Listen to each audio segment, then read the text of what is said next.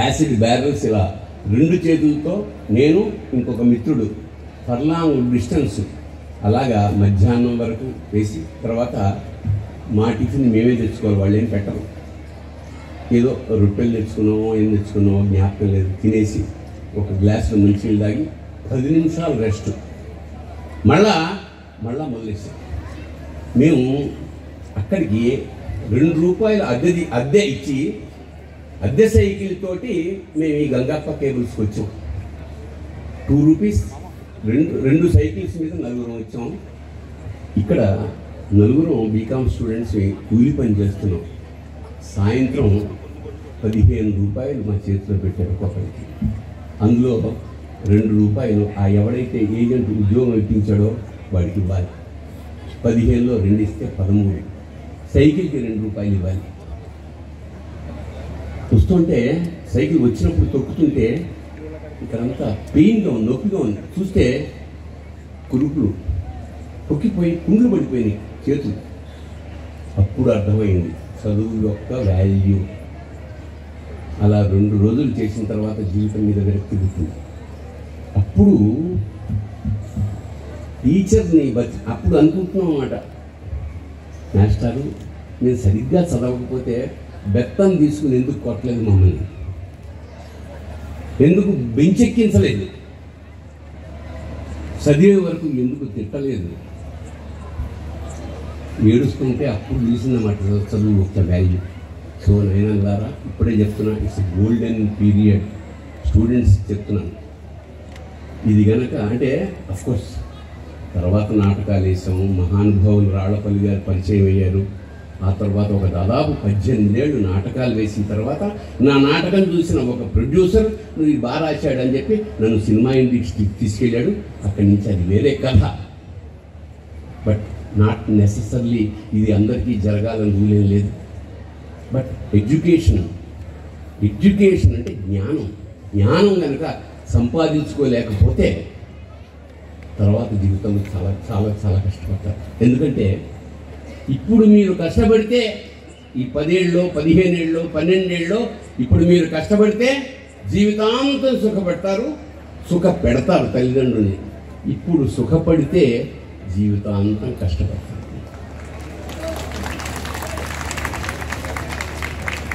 ఒక చిన్న కథ చెప్తాను. ఒక కట్టెలు కొట్టుకునేవాడు ఉన్నాడు.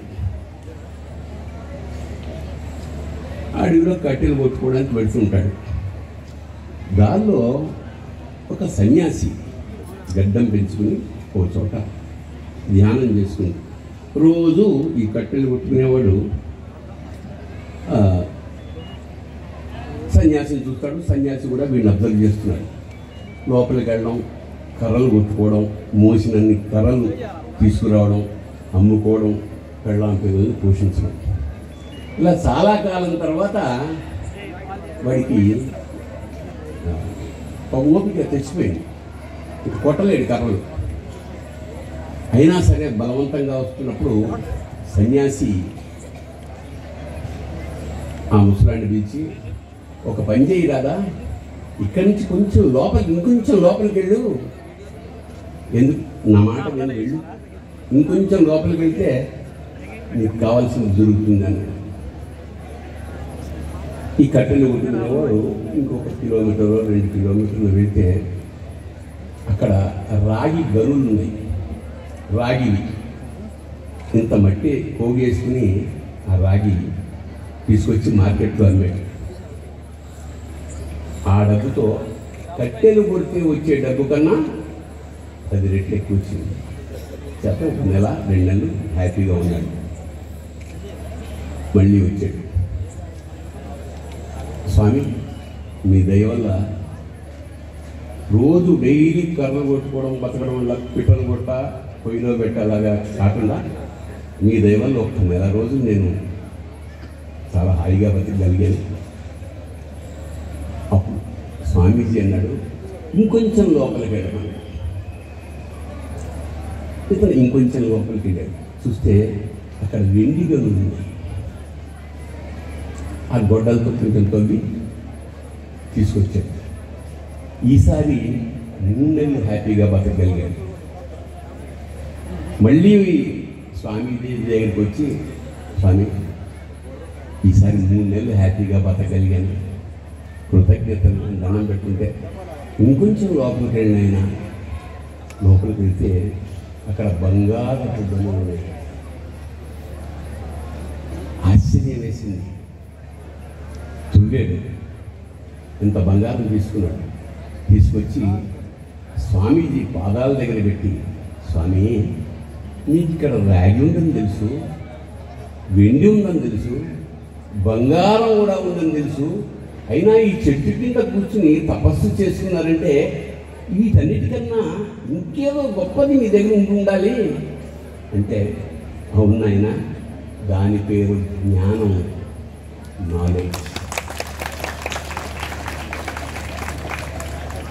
ఏ బంగారాలు, వెండి, వజ్రాలు కూడా దీంతో సమానం కావు.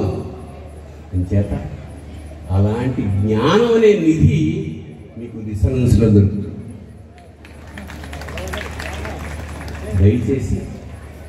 దయచేసి డోంట్ మిస్ దిస్ పీరియడ్. ఇందాక చెప్పాను కదా, ఇప్పుడు కష్టపడితే జీవితాంతో సుఖపడతారు. ఇప్పుడు సుఖపడితే ఏం జరుగుతుందో మీకు తెలుసు. అలాగా ఒకటి ఏంటంటే, ఇది స్టూడెంట్స్ గురించి చెప్తున్నాను.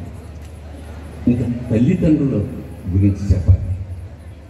ఇవాళ తల్లిదండ్రులు పిల్లలు